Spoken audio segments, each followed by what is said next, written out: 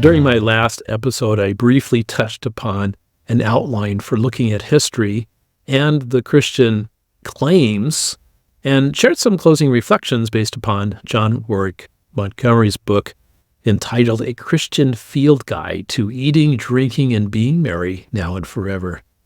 Well, in that book on eating, drinking, and being merry now and forever, Montgomery expresses his goal.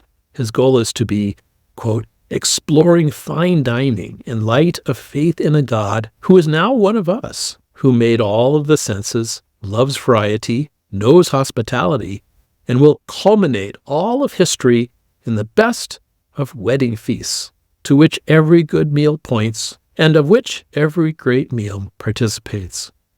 In another quote, Montgomery states, and I'll quote again, the marriage supper of the Lamb, Revelation 19, requires a proper wedding garment, Matthew 22, namely Christ's righteousness, obtained by faith in his death for our sins and resurrection for our justification. Whatever you do, do not miss this banquet at the end of time. I'm reminded of what has been found rather recently in the heart of the Burgundy wine country.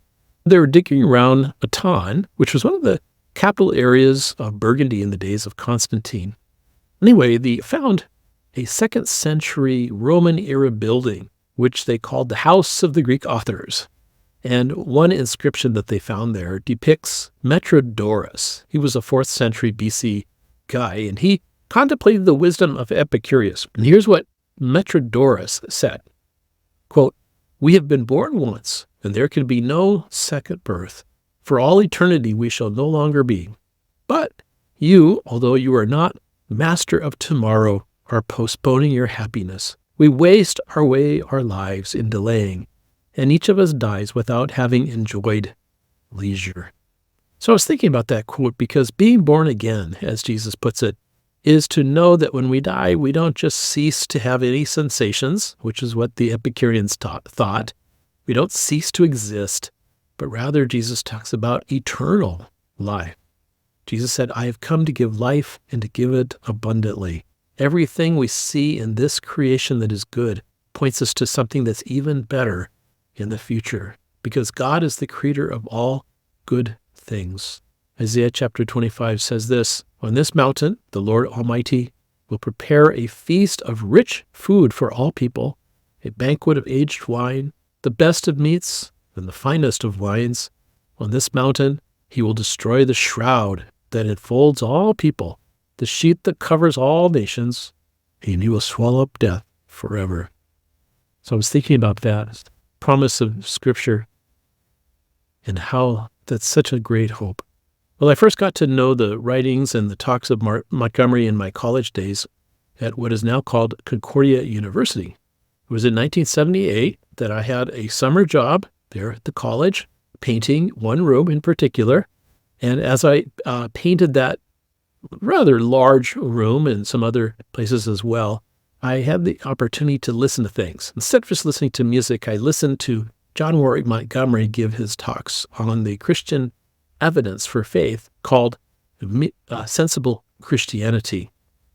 And as I was listening to that series, it got me thinking about my faith in an intellectually deep way. I took time to read through the early church fathers, the first 3 centuries in particular, to see what additional evidence there was for the writers of the New Testament and the traditions of when they wrote and that sort of thing. Well, in addition to listening to Dr. Montgomery's talks on cassettes, I also would go with friends to visit his Sunday school class that he taught on Sunday mornings. And one of the highlights of my life was to attend the lecture series that Montgomery gave on apologetics there at the university. John Warwick Montgomery gave a 4-fold apologetic. Number 1, the New Testament are reliable documents conveying reportage, eyewitness reports or reports from close associates of eyewitnesses. Number 2, in those documents, we have a depiction of Jesus, who he is and what he did, and his claims to be divine. Number 3, the evidence, the testimonial evidence, the converging of the testimony of evidence is that Jesus is indeed who he claims to be. He died and rose from the dead, and his resurrection gives us warrant for believing in his divine claims. And finally, if Jesus is God, then whatever he says about the Old Testament is true. His confidence in the Old Testament scriptures being accurate reportings of what the prophets said is an indication for us to do the same. And Jesus gives us a type of, call it epistemic routing, where he promises his apostles, his early followers, that the Spirit would come and guide them into all truth and bring to remembrance all that he has said. The Gospels, which were soon to be written, would be inspired by the Holy Spirit, working through the apostles to give accurate reportage on what transpired with Jesus. And we would assume that would be without error, because that was the promise of Jesus.